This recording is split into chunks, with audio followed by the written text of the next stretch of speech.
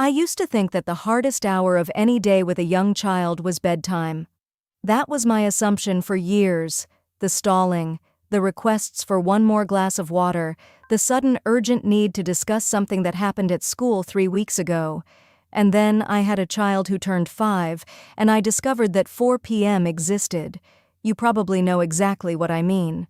The school bag dropped at the front door. The shoes sent in opposite directions across the hallway. A complete emotional collapse over the fact that the wrong spoon is in the drawer, or that their socks feel scratchy, or sometimes just everything at once, with no clear reason. That hour between school pickup and dinner had a specific quality of chaos that seemed impossible to soften, no matter how much patience I brought to it or how gently I tried to redirect it. I called it the witching hour. A lot of parents do. And I assumed for a long time that it was simply one of those unavoidable facts of raising young children, something to survive rather than solve. Then I came across something while reading through French family research that stopped me entirely. A practice so ordinary, so quietly mundane, that it seemed almost too small to matter. But the developmental science behind it was anything but small. There is a cultural ritual that French families have practiced for generations, one that child psychologists have been examining for decades. It takes about 15 minutes. It involves bread and chocolate, and it has a specific, measurable effect on the nervous system of a child between the ages of 3 and 10, right in that exact window when everything tends to fall apart. The French call it le goûter. And what I found when I followed this thread changed how I understood the witching hour entirely. The word is worth pausing on. As a verb, goûter means to taste, to savor slowly. As a noun, le goûter names the structured mid-afternoon snack that French children eat at roughly 4 p.m. every single day. It's not a yogurt pouch consumed in the back of the car, or crackers opened in front of a screen. A sit-down moment, usually at the kitchen table, with something simple and genuinely good. A piece of baguette with a square of dark chocolate pressed into it, a pain au chocolat, or a slice of buttered bread with a glass of milk. And it happens at the same time every day, reliably, without debate, without anyone in the household deciding whether they feel like it today. In French, the concept has a natural elegance that resists direct translation. The concept fits that late afternoon hour so naturally that most French families have stopped consciously noticing it. The baker puts out small pastries at 3:30. The school day ends at 4. The apartment smells like warm bread. The table is already set. It is not a decision. It is a fact of the day. What I find notable about this practice is that it is not a wellness trend or a parenting philosophy that someone packaged and sold in the last decade. It dates back centuries in French daily life. The idea of a deliberate afternoon pause has roots in French social rhythms that long predate modern parenting discourse. In France, the goûter is simply what you do. Children expect it. Parents prepare for it. Schools build the afternoon schedule around it.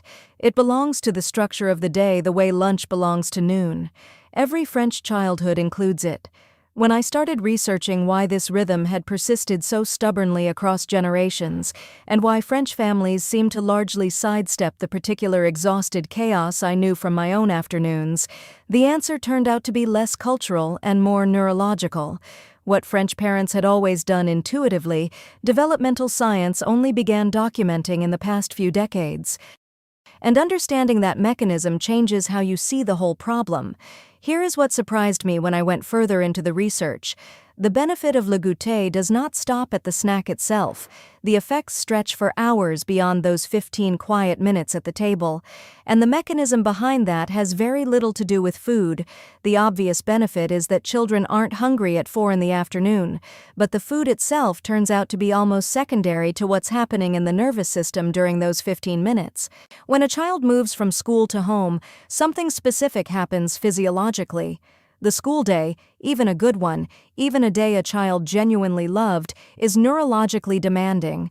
There are social calculations to make, instructions to follow, noise to filter, transitions between activities to navigate, and a sustained effort to manage behavior within a group of other children over the course of 6 or 7 hours. By the time a child reaches the school gate at pickup, their system has been running at a high activation level for a long time. Coming home does not automatically lower that activation. In fact, for many children, the shift itself introduces a new kind of difficulty, the change from the structured, predictable environment of school to the comparatively open freedom of home. Without an external structure telling them clearly what comes next, many children's nervous systems stay in high alert mode long after they've walked through the front door. The school held them. Home releases them, and release, it turns out, is not the same as rest. Researchers studying childhood stress responses have found that the transition window, approximately 3:30 to 4:30 p.m., corresponds to a measurable spike in cortisol levels for many children between the ages of 3 and 10. Cortisol is the body's primary stress hormone. When it's elevated, children have less capacity to tolerate frustration and are more likely to react to small things as if they were major threats. A 2019 developmental study tracking cortisol rhythms in European primary school children confirmed that this late afternoon spike was consistent enough across subjects to be considered a normal feature of early childhood physiology, not a sign that something has gone wrong. Here is the part that changed how I understood the witching hour completely. The meltdown over the wrong spoon isn't a character flaw or a behavioral problem. It's a cortisol spike looking for an outlet through whatever trigger happens to be available. The spoon is innocent. The child's system is simply overwhelmed, and it is not looking for a correction or a consequence. It is looking for a landing place. What Goûter provides, and what researchers at the University of Lyon documented in a 2018 study on childhood rhythm and stress regulation, is what they called a predictable docking station. That phrase stayed with me ever since I first came across it. Not a distraction, not a reward for good behavior, a place the nervous system can reliably anchor to as it transitions from one mode of the day to another.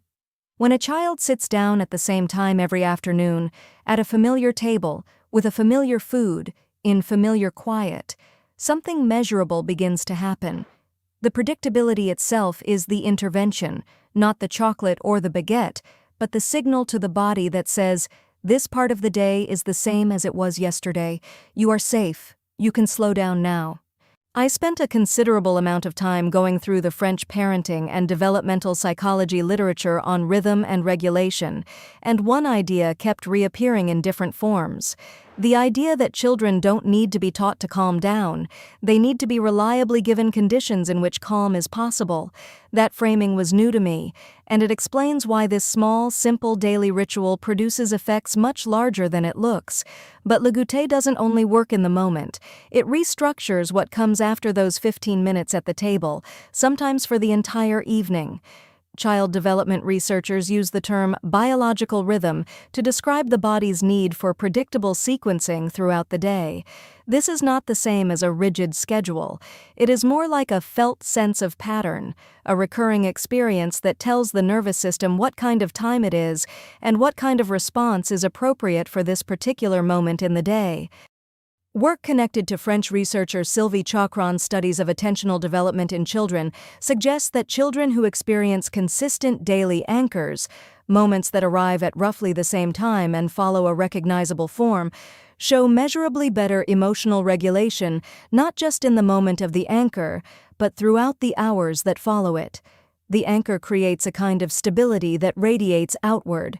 This is because the nervous system of a child between 3 and 10 is still constructing its regulatory architecture. The prefrontal cortex, the region of the brain most responsible for impulse control and emotional modulation, does not reach full development until a person is well into their 20s. In young children, it relies heavily on external scaffolding. Predictable routines function as that scaffolding.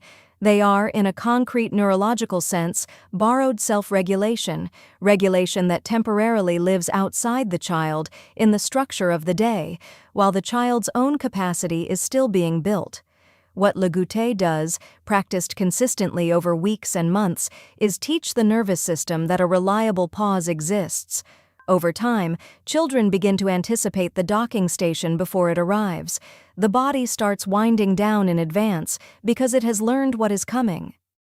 One small detail from the research that I found quietly moving. French parents report that after several weeks of consistent Goûter practice, children often arrive home from school already moving differently, quieter, less frantic, than in the weeks before the ritual was established. The nervous system is preparing for something it has learned to trust.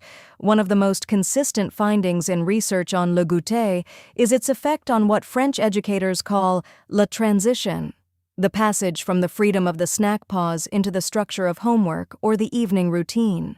In families that practice le goûter consistently, this shift tends to be noticeably smoother than in families where children move directly from school arrival to homework, or where the afternoon snack is unstructured, eaten at a screen or standing at the counter or in the car. A 2019 study following French primary school children found that those with a consistent sit-down Goûter were significantly more likely to begin homework within 20 minutes without conflict, compared to a matched control group. The researchers proposed that the ritual nature of the Goûter, its consistent time, place, and simple social form, served a preparatory function. By giving the nervous system a dependable intermediate step between school and the next structured demand, parents were creating a buffer that reduced the resistance children typically show toward evening obligations. In France, there is a phrase for this particular quality of time, le temps de décompression, the decompression time. It's not idle time or unstructured afternoon freedom. It's a specific, bounded, recognized pause that belongs to a different register than school or homework or the evening routine. The child doesn't have to decide what to do with it. It is already decided. There is a table, there is something good to eat, there are 15 minutes, and then the next part of the day begins. Now here is something I want to say plainly, because I think it matters. I believe we significantly underestimate how much children benefit from rituals that are simply non-negotiable, not rigid, not punitive, but genuinely, consistently reliable.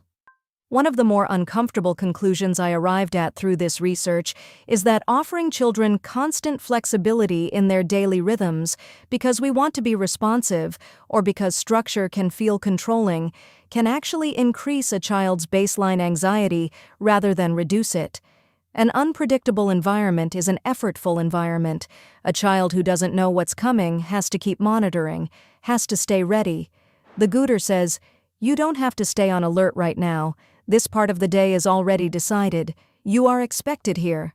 That is a form of care that doesn't always look like care from the outside because it looks like a snack. But the nervous system knows the difference. I'd love to know. Does your child have a reliable afternoon anchor of some kind? Something that consistently signals the shift from school time to home time? It doesn't have to be food. Drop it in the comments. I genuinely read what families share there, and hearing what different households have built into their daily rhythms is one of my favorite parts of making these videos. If you want to try a version of le goûter tonight, the setup is simpler than it might sound. Choose a consistent time, 4 p.m. if possible, or roughly 30 minutes after your child comes through the door. Clear a spot at the table. Offer something small and genuinely good, bread with butter or a square of chocolate, a piece of fruit, some cheese, no screens during those 15 minutes, and sit nearby if you can. That is the complete practice. No curriculum, no improvement agenda. Just the table, the food, and the time. The secret is doing it again tomorrow at the same time. When I first tried to introduce a consistent Goûter in my own home, my child looked at me like I was proposing something mildly strange. They wanted the snack on the sofa. They wanted it immediately, not in a minute. The table felt like a formality we had invented for no clear reason. And then, about 10 days in, something shifted. The table stopped being a suggestion and became an expectation. The expected good thing, the reliable part of the afternoon. That shift didn't require any explanation or a conversation about nervous systems or cortisol. It just required showing up at the same time, 10 days in a row. One detail that stayed with me through all of this research. After a few consistent weeks, French parents report that their children begin walking through the door and asking for le goûter by name. Not demanding, not arriving home already mid-meltdown. Just asking, calmly and expectantly, for the thing they know is coming. The nervous system has absorbed the pattern. The docking station is real now, built into the architecture of the day. And the witching hour, almost without anyone noticing it happen, begins to soften. The 4 p.m. hour is hard for a specific biological reason. The child who falls apart over a spoon is not a difficult child. They are a child at the end of a long neurological day, reaching for the transition signal their system needs. Le Goûter is the French culture's quiet, centuries-old answer to that need, not a parenting trick, but a structural gift. A 15-minute pause that tells the body, the school day is over. The evening hasn't started yet. For this small window, you are held. If this way of thinking about daily family rhythm interests you, there is another video on this channel that pairs naturally with this one. It explores la passeggiata, the Italian evening walk ritual, and what those 20 minutes after dinner do for family connection and a child's readiness for sleep. I'll leave it here for you. And if something in this resonated, send it to another parent who might need it today.